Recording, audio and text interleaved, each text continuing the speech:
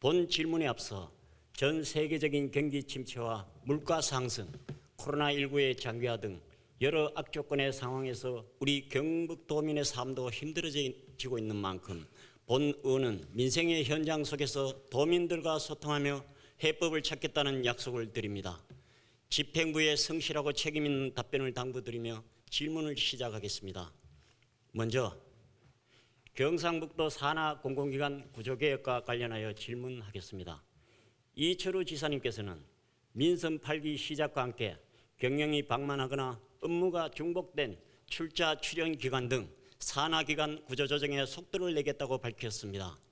그 방향으로 최근 경북도는 출자 출연 기관 등 산하 공공기관을 28개 기관에서 19개 기관으로 조정하고 문화, 산업, 복지, 교육, 호국 등 분야별로 1개 기관이 컨트롤타워 기능을 수행하는 통폐합안을 내놓았습니다. 산하 공공기관의 구조조정을 통해 급격한 사회 환경 변화에 유연하게 대응하고 도민들에게 질 좋은 공공서비스를 제공하겠다는 경북도의 정책 목표는 깊이 공감합니다.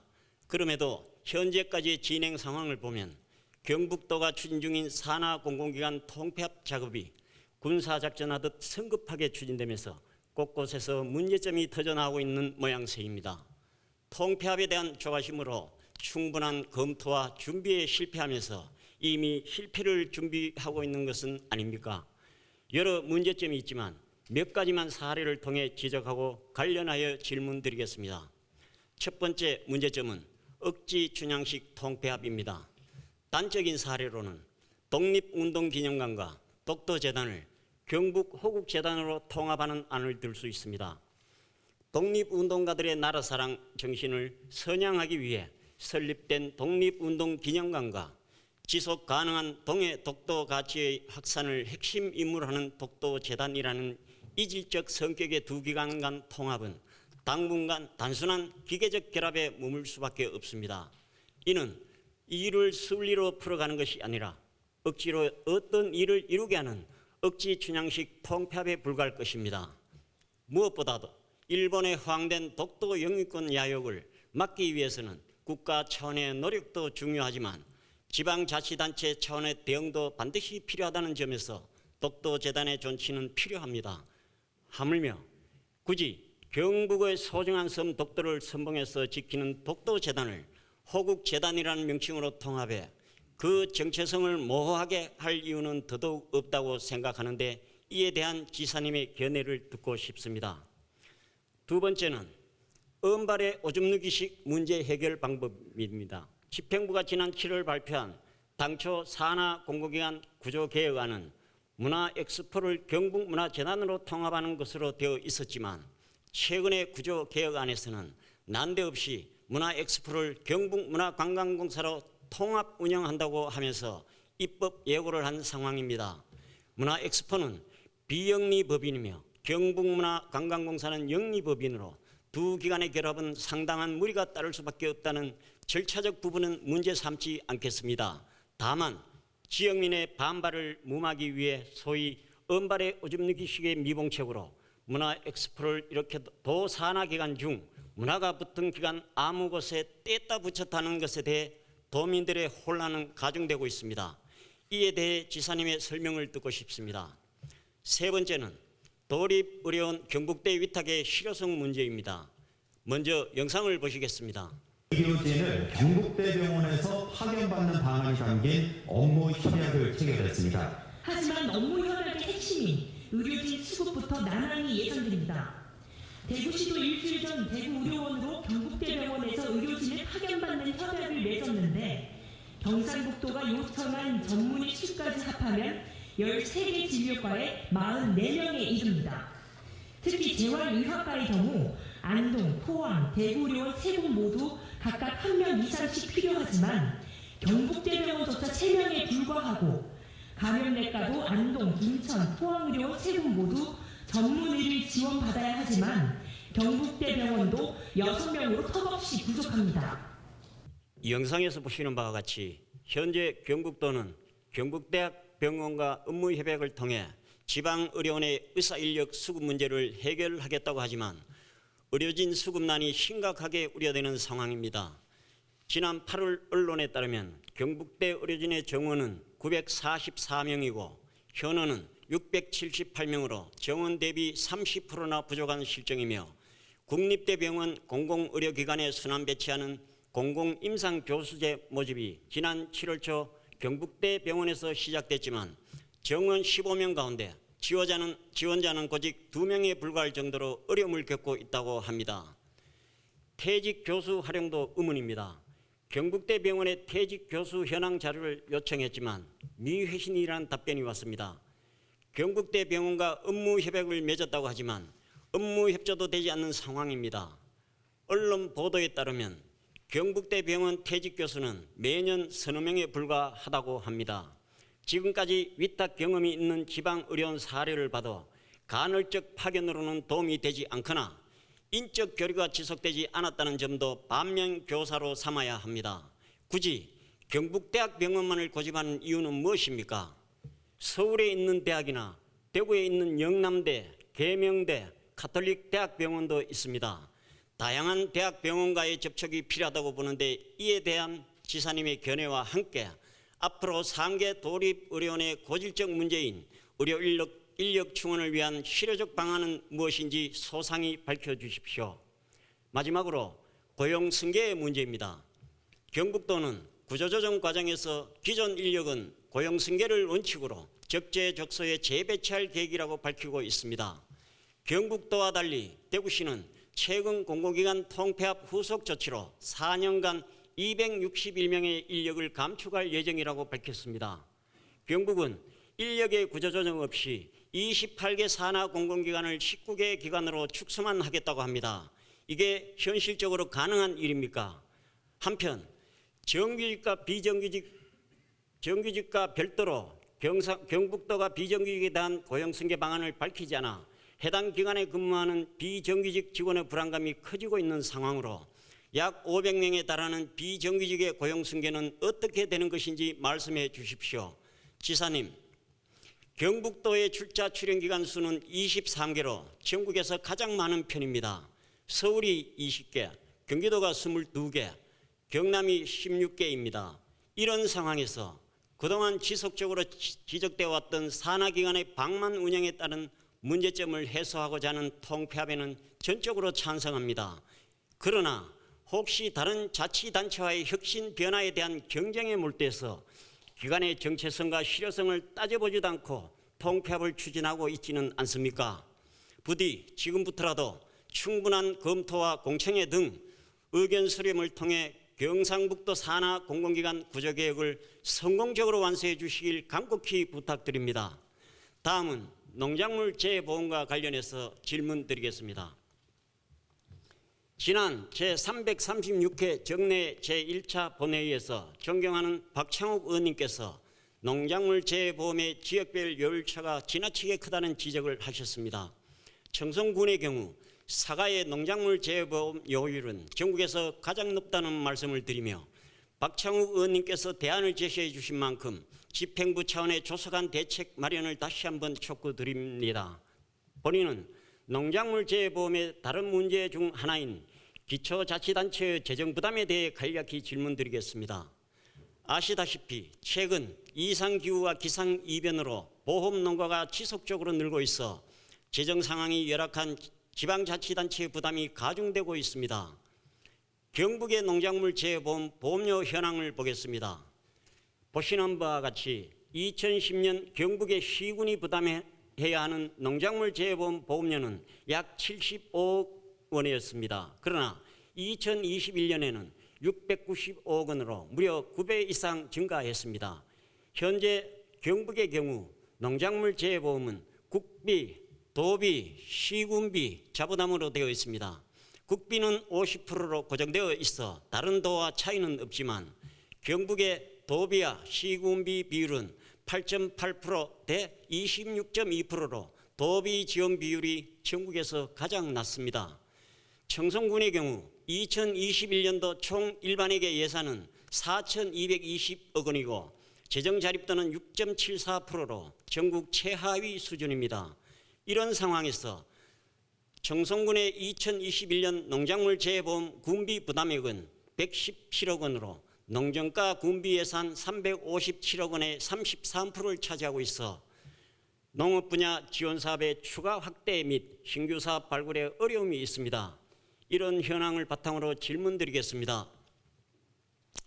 농작물 재해보험 국비 지원 분담률이 현행 일괄적으로 50%로 되어 있는 것을 보험료 총 사업비 규모에 차등을 두어 시군별로 국비를 70%까지 확대하여 결정하거나 시군 분담금이 일반회계 예산의 1%를 넘을 경우 그 초과분은 국비로 부담할 수 있도록 함으로써 시군 간 재정 여건 및 규모에 따라 차등 지원으로 형평성을 유지할 필요가 있다고 생각합니다. 또한 현재 도비와 시군비의 1대3 부담 비율을 전북과 같이 도와 시군이 동등하게 하는 등 시군의 재정 자립도를 고려하여 지원할 필요가 있다고 생각하는데 이에 대한 도지사의 견해를 밝혀주시기 바랍니다. 다음은 외국인 계절 근로자에 관하여 질문하겠습니다. 도지사께서는 그동안 농촌과 농업의 대전환을 필두로 경상북도의 농업 발전을 강조해 왔습니다. 본 의원도 농촌과 농업 발전의 중요성과 대전환의 필요성을 10분 이해합니다만 도지사께서 대전환 정책을 펼치는 동안 우리 농민들이 어려운 시기를 과연 버틸 수 있을까요? 잘 아시다시피 농촌과 농업의 첨단화, 기업화는 하루아침에 이루어지지 않습니다. 그렇기에 농민들이 대전환 가도기를 잘 넘겨 살아남을 수 있는 경상북도의 정책적 지원이 절실합니다. 지금 우리 경북의 많은 농민들이 인력난으로 힘들어하고 있습니다. 인력난 해소를 위해 정부가 시행하고 있는 외국인 계절 근로자 사업은 농민에게 있어 가뭄의 단비와 같은 정책입니다. 최근 도지사께서 말씀하셨듯이 경상북도의 노력으로 계절 근로자 입국이 10배 증가하여 10월 말 기준 우리 경북에 들어온 계절 근로자는 1,181명이나 됩니다. 그런데 이렇게 힘들게 확보한 인력들이 소리 소문 없이 사라지고 있습니다. 관련 영상을 하나 보도록 하겠습니다. 경북 성주군 계절 근로자 3명이 사라졌습니다. 올해 성주군에만 외국인 근로자 124명이 62개 농가에 배정됐는데 47명이 무단 이탈했고 17명은 자기 나라로 돌아가 버렸습니다. 수학 시기에 갑자기 가버려가지고 너무 황당해서 어떻게 할 수 있는 방법이 없었어요. 입금을 할 데도 없고 일기장 전해를 받습니다. 경상북도 자료에 따르면 2021년 영양군 외국인 계절 근로자 112명 중 79명이 이탈했고 2022년 성주군 47명, 영주시 36명, 영덕군 28명 등 경북에 들어온 계절 근로자의 10%가 무단 이탈을 했습니다. 작년에 이어 올해도 무단 이탈이 계속 발생하는 것을 보면 경상북도에서 뾰족한 수를 못 찾는 것 같습니다. 아무리 많은 외국인 계절 근로자를 확보한다 하더라도 지금처럼 무단 이탈 문제가 계속되고 악화된다면 결국 밑빠진 독에 물 붓기밖에 안 되지 않겠습니까? 지금처럼 시군이 알아서 해결하거나 정부가 해결해 주기만을 기다릴 것이 아니라 도에서 주도적으로 나설 필요가 있습니다. 이탈이 발생하고 있는 경북의 시군과 달리 강원도 홍천군에서는 지난 4년간 무단 이탈이 단 한 건도 발생하지 않았습니다. 이런 우수 사례들을 분석하고 전파하는 것도 사실 도가 나서서 충분히 할 수 있는 일입니다. 또한 경북도가 가진 외교 능력은 시군에 비해 월등합니다. 도지사께서 얼마나 외교 능력이 좋으십니까? 경북의 외교 능력을 외국인 계절 근로자를 위해 사용해 주셔야 합니다. 경북도가 나서서 외국 지자체와 협약 체계를 추진하고 체계적인 관리 절차를 구축하고 운영한다면 중간에 불법 브로커들이 개입하는 등의 문제를 어느 정도 해소할 수 있을 것입니다.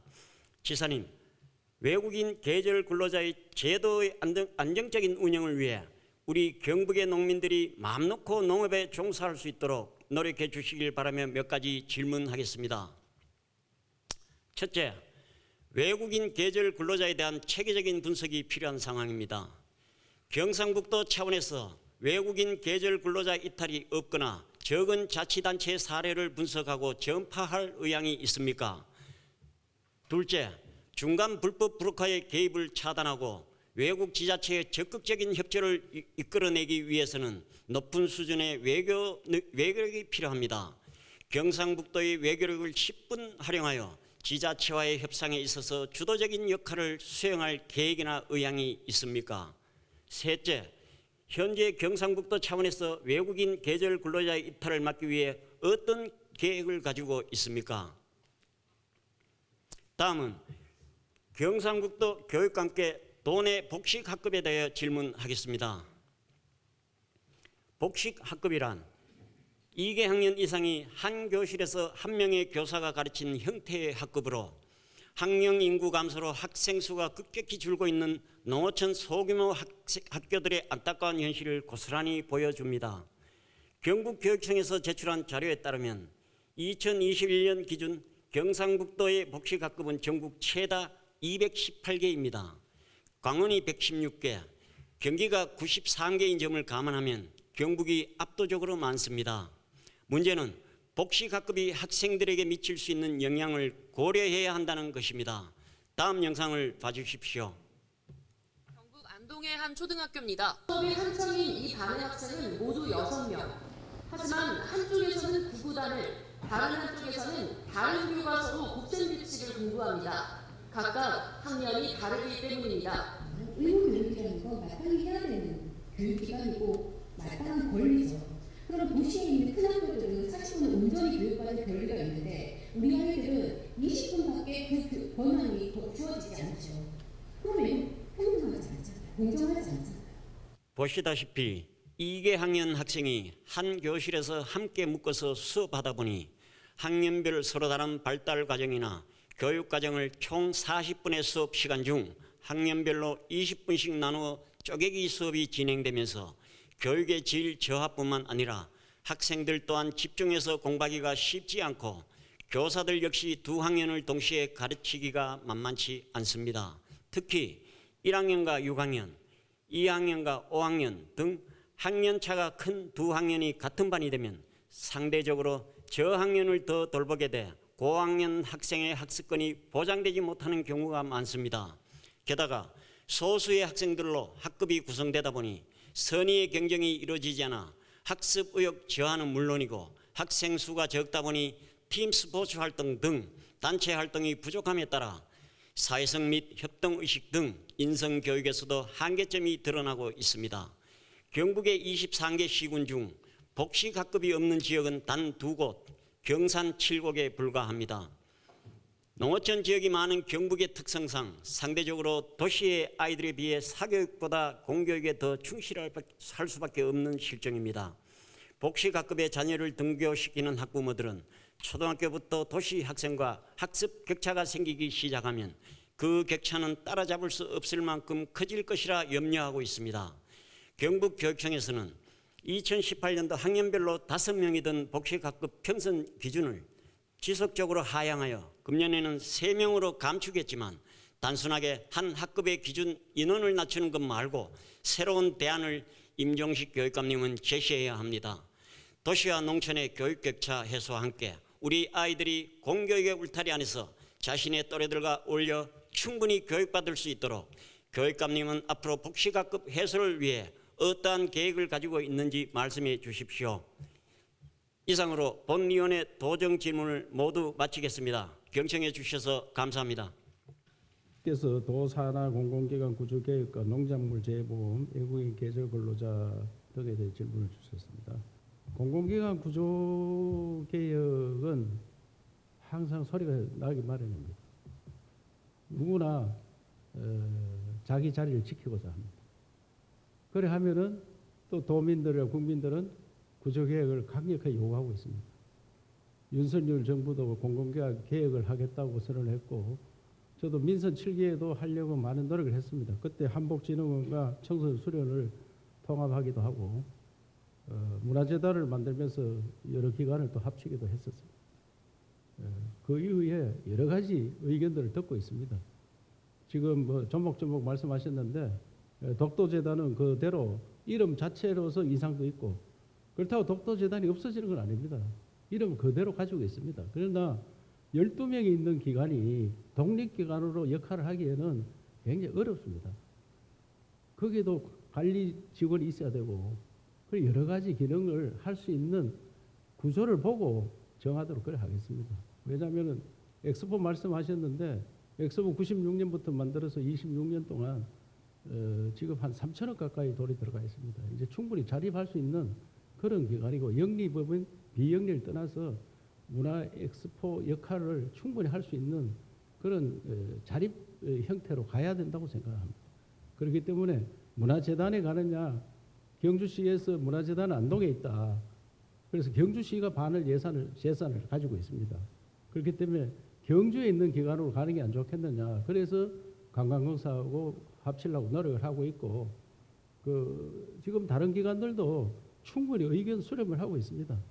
도의원님들께서도 구조개혁을 하는 것은 방향은 맞다고 다들 인정합니다. 그런데 내 지역에 있는 기관을 합치지 마라. 그래 하면 아무것도 못합니다.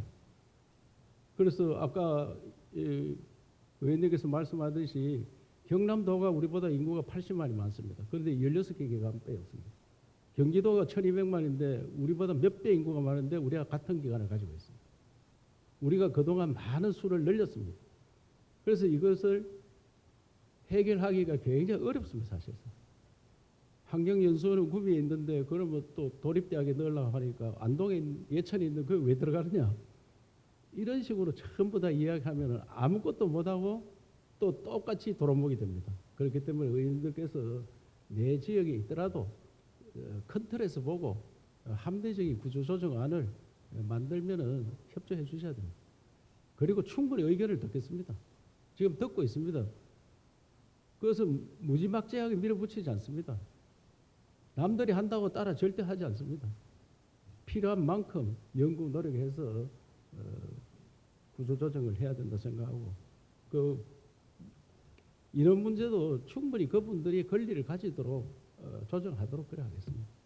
막무가내 구조조정하는데 누구 나가라 이래 하면은 지금 안 그래도 취직하기 어려운데 그분들이 자연 감소될 때까지는 그대로 유지하는 게 맞습니다.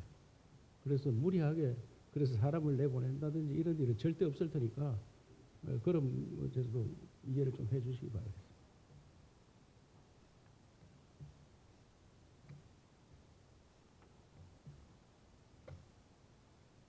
공공의료원 경북대병원 위탁 문제에 대해서 말씀드리겠습니다. 안동의료원 같은 경우에 사람 구하기 정말 어렵습니다. 일부 의사 선생님은 다른 데보다 돈을 2배 이상 들였습니다. 그래도 1년을 못 버팁니다. 안 계십니다.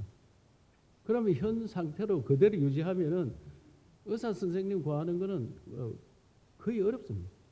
그래서 경북대 병원이 그래도 국립대 병원이고 우리도 공공기관이기 때문에 그분들 파견 형식으로 근무를 하는 게 좋겠다. 이래서 지금도 경북대에서 아주 유명한 분이 안동의료원에 파견을 오고 있습니다.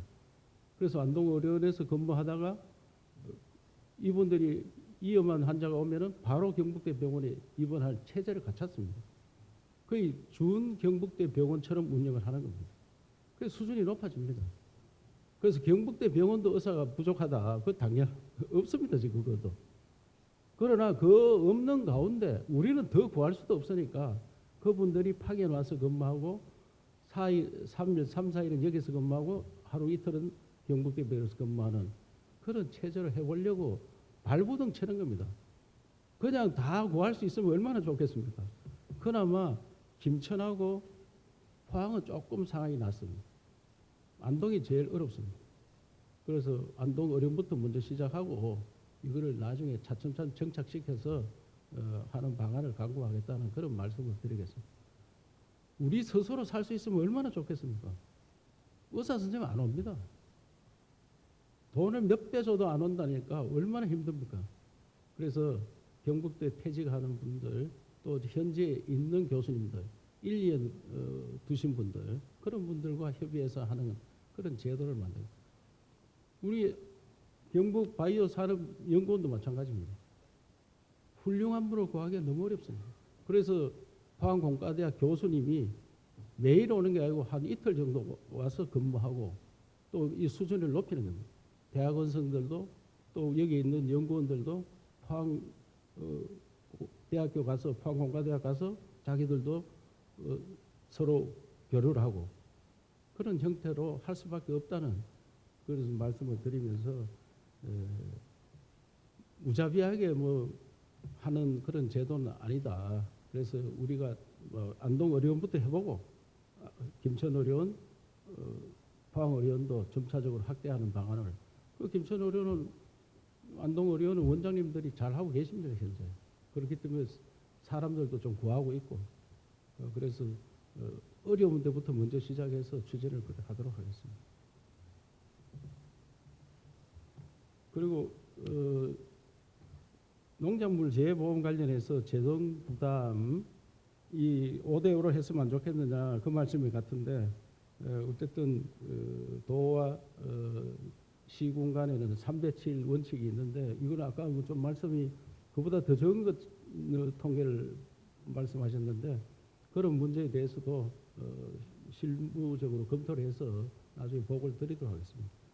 외국인 근로자 문제는 저도 심각하게 생각합니다.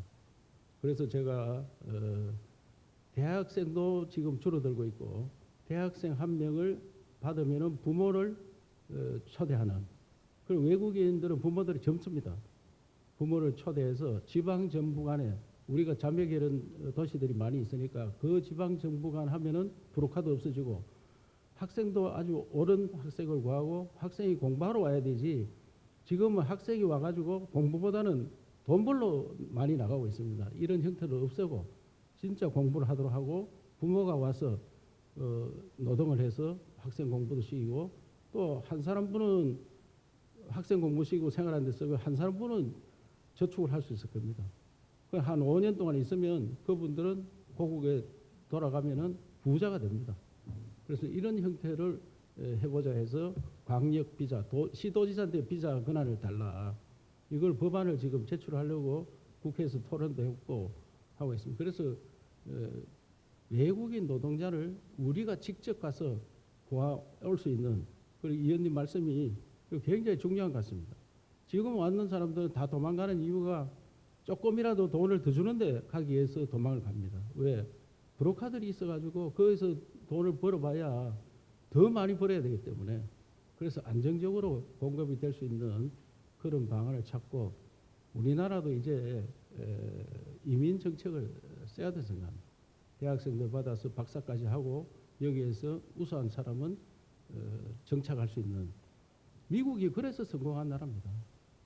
60년대 우리나라 서울공대에 나온 사람 대부분 많은 사람들이 미국에 가서 살고 있습니다. 왜? 우리나라는 취직할 데가 없었습니다. 그래서 미국에 가서 오늘날 미국을 이룩한 우리나라 사람들처럼 외국 사람들이 많이 와가지고 우수한 인력들이 와서 미국을 만드는 겁니다. 거기서 또 이민을 받아주고 우리도 작은 미국처럼 한류가 굉장하게 뜨고 있습니다. 이때 우리도 정책을 만들어서 작은 미국처럼 외국인들 와서 우수한 인재들이 정착하고 또 노동력도 제공하는 그런 나라 만드는데 제가 앞장서고 있다는 말씀을 드리겠습니다. 이 자세한 문제에 대해서는 우리 담당 국장이 좀 설명드리도록 하겠습니다. 임기진 의원님께서는 복식학급 문제 해결 및 복식학급 학생의 교육권 강화를 위한 대책에 대하여 질의를 하셨습니다. 먼저 복식학급 학생들의 교육 격차를 걱정하시면서 교육권 강화를 주문하셨는데 저도 공감을 하고 함께 걱정을 하고 있습니다. 이 복식학급은 주로 읍면단위 농산어촌 소규모 학교에서 운영이 되고 있고 경북은 지역이 넓고 또 농산어촌 지역이 많아서 타시도에 비해서 상대적으로 소규모 학교가 많고 복식학급이 많은 편입니다. 교육청에서는 그동안 이러한 교육 불균형 격차를 해소하기 위해서 복식학급 편성 기준을 완화를 시켜왔습니다.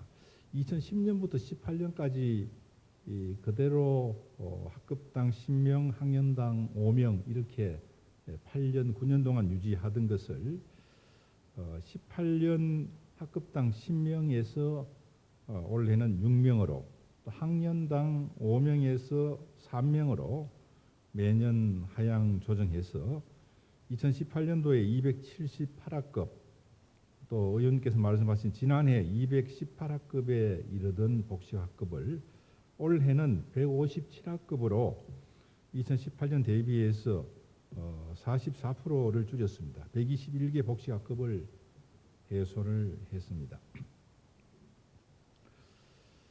영상에서 그 작은 학교의 복식학급 학부모님이 이것은 도시학교에 비해서 불공정하다는 그런 말씀하셨는데 충분히 이해를 할 수가 있습니다. 그러나 또 조금 전에 그 이영식 의원님 질문에서는 교사당 학생 수로 본다면 이 큰 학교에서 볼 때 작은 학교는 학생 수가 적습니다. 그 점에서 또 불공평하다 이렇게 또 보실 수가 있는 측면이 있어서 사실은 그 어려움이 있습니다.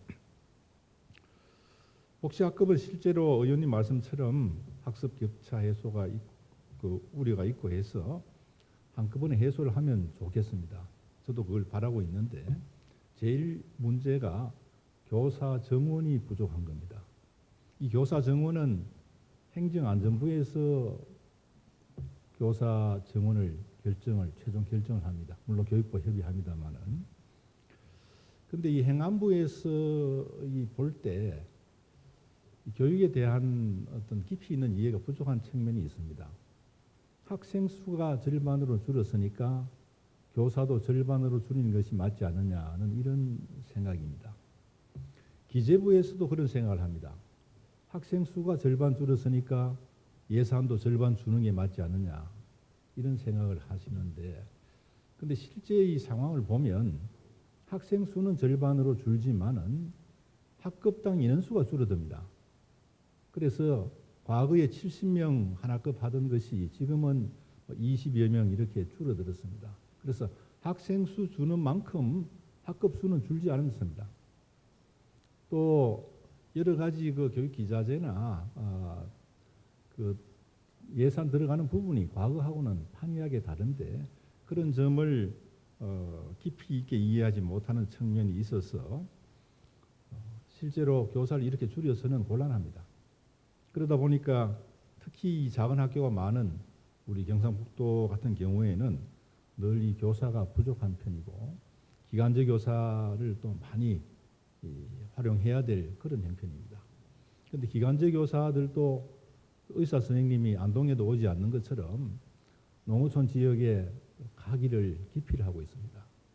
월급 얼마 받아가지고 또 거기에 주택비까지 이렇게 주고 나면 실제 교통 편리한 대도시에 가려고 하지 농어촌 지역이 어렵습니다. 그래서 교사들 신규지만은 농어촌 지역에는 기간제 교사가 구하기 어렵기 때문에 신규 선생님들 발령이 좀 많아지는데 그나마 기간제를 하지 않도록 하는 그런 노력으로서 하고 있는데 또 그 점에서도 농어촌 지역에서는 불만이 나올 수밖에 없는 그런 형편입니다. 그래서 교육감 협의회도 이런 얘기를 의제로 삼고 교육부와 늘 얘기를 하고 있습니다. 교사 수급 문제 해결을 위해서 계속 노력을 해서 복식학급 해소될 수 있도록 노력하겠다는 그런 말씀 드리고 그 다음에 이런 그 인원을 줄이는 것 이외에도 학습급 보장을 당장 해야 되니까 새로운 대안을 좀 내놓으라 말씀하셨는데 먼저 이 교사가 안 되니까 일단 강사라도 배치를 좀 하자. 그래서 복식학급 협력 강사를 원래 37명을 지원을 하고 있습니다. 교원 자격증 소지자고 지도 경험이 있는 사람들을 모시려고 애를 쓰고 있습니다. 그 다음에 실제 복식학급은 선생님도 운영하기가 힘듭니다. 두 학년을 가르쳐야 되기 때문에. 그래서 교육과정 편성이나 생활 지도 또 여러 가지 이런 내용을 담은 복식학급 운영 매뉴얼을 만들어서 보급을 해서 안내를 하고 있고 또 복식학급 수업에 대한 연수도 실시를 하고 우수 수업 사례집 동영상도 제작해서 복식학급 수업하는 선생님들에게 정보를 공유를 하고 있습니다. 그 다음 이 소인수 학급에서 사실 부족한 여러 가지 단체 활동이나 이런 것들이 어렵습니다. 그래서 그 공동교육과정을 운영합니다. 다른 학교와 함께 운영을 하고 도시 지역 또 국제 교류하는 학교 간에도 실시간 원격 화상 수업을 실시를 하고 또 도시학교와 교류체험학습, 방과학교 프로그램을 공동 운영하는 이런 방안도 도입을 하고 있습니다. 그리고 운동회, 학예회 이런 활동할 때 인근의 학교들하고 같이 행사를 하도록 하는 등 다각적으로 모색을 하고 있습니다. 그리고 지금 그 복식학급이 있는 학교들은 전교생 숫자가 아주 작은 학교들이 많습니다. 그래서 그 지역의 사정에 따라서는 이 학생들의 그 예산이 많이 드는 문제도 있지만은 학생들의 그 교육적 차원에서 통폐합을 할 수 있는 학교는 통폐합을 권장하는 방향으로도 노력하겠다는 말씀을 드리겠습니다. 농어촌 소규모학교에 소외받는 학생들을 향한 의원님의 관심과 고견에 감사를 드리며 복식학급 줄이기 위해서 최선을 다하겠다는 말씀을 드리면서 답변을 마치겠습니다. 감사합니다.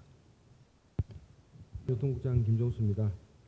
임기진 의원님께서 청송 지역의 농작물 재해보험 사과 품목 고요율 문제에 대한 대책과 가입자 증가에 따른 지방자치단체 재정 부담 대책, 외국인 계절 근로자 이탈에 따른 대책, 타지역 우수 사례 전파 및 외국 지자체와 협력체계 구축 필요에 대해서 질문하셨습니다. 농작물 재해보험은 농가가 자연재해로부터 인한 경영위에 처하지 않도록 정부 및 지자체가 지원하는 정책보험으로 2001년 사과와 배 두 품목을 대상으로 처음 도입되어서 현재 67종, 우리 도의 경우는 52종이 해당이 됩니다. 확대 지원하고 있으며 최근 저희들 6년간 살펴보면 재해 발생 정도에 따라서 보험료보다 보험금이 적은 해도 있었으나 재해가 컸던 3년간은 보험료보다 보험금이 많이 발생하여 2,020억 원의 순보험금 혜택을 농가들이 지원을 받기도 했습니다. 이러한 지원에도 불구하고 의원님이 지적하시는 재해 발생의 증가로 인한 국가와 지자체의 재정 부담 가중 등으로 농작물 재해보험에 여러 가지 문제점이 있는 것 또한 사실입니다. 이에 의원님께서 걱정하시고 계신 부분에 대해서도 전적으로 공감을 하며 도 차원에서도 할 수 있는 부분에 대해서는 최선의 노력을 다하겠다는 말씀을 드리면서 보고를 드리겠습니다. 먼저 사과 품목의 높은 고보험료율의 문제점과 대책에 대해 답변드리겠습니다. 보험료율 차등 적용제는 당해 보험금 수령액이 많은 품목과 지역의 보험료율을 증가시켜 다음 해의 보험료를 인상시키는 제도로서 보험금을 많이 수령하는 고위험군의 보험료를 높여 역선택을 방지하고 저위험군의 보험료는 낮춰서 가입을 확대해서 안정적인 어떤 보험 운영을 위해 시행하는 제도입니다. 이러한 제도로 인해서 저온, 우박, 태풍 등 재해 발생에 취약하고 타 품목보다 피해 규모가 큰 우리 도의 대표 작목인 사과는 보험금 수령액이 많아 보험료율이 상당히 높은 편입니다. 이러한 이유로 청송군을 비롯한 안동, 봉화, 영주 등 사과 주산지 시군의 보험료율은 안동 타시군보다 높은 편이며 높은 보험료율은 농가 및 지자체의 재정 부담으로 작용하고 있습니다. 이에 따라 보험료율 차등 적용 제도의 문제점을 개선하기 위해 우리 도에서는 지난 2017년부터 중앙부처에 보험료율에 대한 제도 개선을 지속적으로 권하였으며 이에 올해부터 사과 배를 시작으로 보험료율 적용 단위가 시군에서 읍면 단위로 개선되는 성과도 이루었습니다. 최종적으로 개인 농가 단위로 요율이 적용될 수 있도록 올해도 세 차례 이미 건의하였습니다만 지속적으로 중앙정부에 건의토록 할 예정입니다. 다음으로 가입 보험료 증가에 따른 지자체의 재정 부담 대책에 대해 답변드리겠습니다. 최근 잦은 재해 발생으로 인해 보험 가입 농가 급증으로 도뿐만이 아니라 시군에서도 사실은 예산 확보에 많은 어려움을 겪고 있습니다. 우리 도가 농작물 재해 보면 한 3분의 1을 국비를 받아오는 관계로 도의 재정과 시군의 재정에 어려움이 있는데 우리 도에서는 농산위원회 의원님들과 협의해서 2015년부터 5%에서 6.3%, 2018년에는 7%, 2019년도에는 8.2%, 2020년도에는 8.8%로 점진적으로 지금 확대해 나가고 있습니다. 앞으로도 협의해서 추진하도록 하겠습니다. 그러나 이러한 어떤 도비 지원에도 불구하고 그 효과가 크지 않고 지방재정 문제의 어떤 근본적인 대안이 되지 않아 저희들 국비 지원 확대 50%에서 70%까지 지속적으로 지금 건의하고 있다는 말씀을 드리고 따라서 농가 부담이 줄어들 수 있도록 최선을 다하겠습니다. 또 아울러 의원님께 지적하신 일반 회계 1%에 넘을 경우 그 초과분을 국비로 부담하는 부분에 대해서도 중앙부처하고 협의토록 해나가겠습니다. 다음으로 외국인 계절 근로자 관련해서 답변드리겠습니다. 의원님도 잘 아시다시피 외국인 근로자 없이는 현재 농촌은 더 이상 농사를 지을 수 없다는 게 우리 농촌의 현실입니다. 우리도 역시 농촌 지역의 인력난 해소를 위해서 2017년 첫 도입 이후 매년 외국인 근로자가 입국해 일손 부족 농가를 지원하고 있습니다만 코로나19 이전인 18년도에는 3.5%, 19년도에는 0.2%에 대한 이탈률이 올해는 9.8%로 증가되었습니다. 전국 평균 11.7%보다는 약간 낮은 수준이기도 합니다. 무단 이탈이 발생하는 사유를 살펴보면 타 업종 대비 낮은 농작업 인건비 및 근로자 기대보다 적은 3에서 5개월간의 체류 기간으로 인해서 제조, 건설업종, 불법 인력 중개업자의 고임금 유혹에 계절 근로자들이 넘어가기 쉽고 특히 다른 문화와 언어에서 오는 농장주와의 갈등도 있기도 합니다. 이러한 외국인 계절 근로자 이탈 방지를 위해 의원님께서 말씀하신 타 지역 우수 사례를 우리 도내 유치시군에도 벤치마킹하겠습니다. 의원님께서 말씀하신 강원도 홍춘군의 경우에는 작년에는 사실은 무단 이탈이 한 81.7%가 많았습니다. 그러나 올해는 단 한 건도 발생을 하지 않았습니다.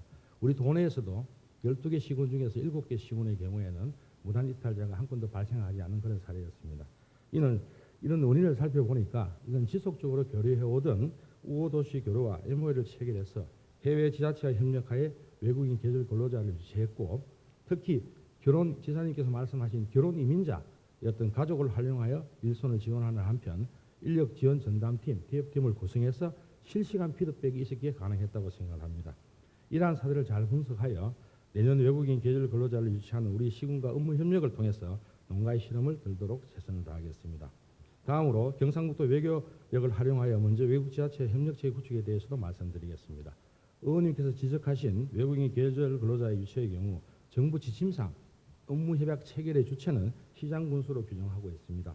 그러다 보니까 도가 일단 협력의 대상이 되지는 못합니다. 대상 또한 국내와 해외 지자체 간 계절 근로자 유치 MOU가 체결된 지역 및 결혼 이민자의 본부 거주 가족 또는 사촌 이내로 한정하고 있습니다. 올해 도입한 12개 시군은 베트남, 필리핀, 캄보디아, 라오스 등 4개국 8개 해외 지자체와 MOU를 체결하고 결혼 이민자의 가족을 추천받아 사업을 추진했습니다.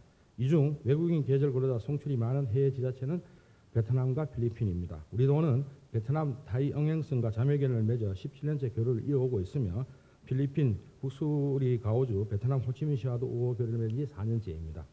앞으로도 지속적인 교류를 통해서 우리 도가 자매결 및 우호 교류를 맺은 16개국 26개 해외 지자체들과도 교류 협력을 더욱 강화해 나가겠습니다. 또 무단 이탈을 막기 위해서는 또 외국인 근로자 선발부터 관리 방안을 논의하는 등 다양한 협력 방안을 강구해 나가겠습니다. 특히 이제 의원님께서 걱정하시는 협약 체결 주치인 시군의 행정력 한계를 개선하기 위해서 주무부처인 법무부에서는 업무 협약 체결 업무를 포함한 외국인 계절 근로자 유치 관리 업무 전반을 대행하는 전문기관을 지정하여 23년 상반기 운영할 그런 계획입니다. 또한 계절 근로자의 입국, 체류기간, 작업장 배치, 근로계약 이력 등을 입력하여 실시간 확인할 수 있는 그런 통합 인력 관리 플랫폼을 구축 보급할 그런 계획이기도 합니다.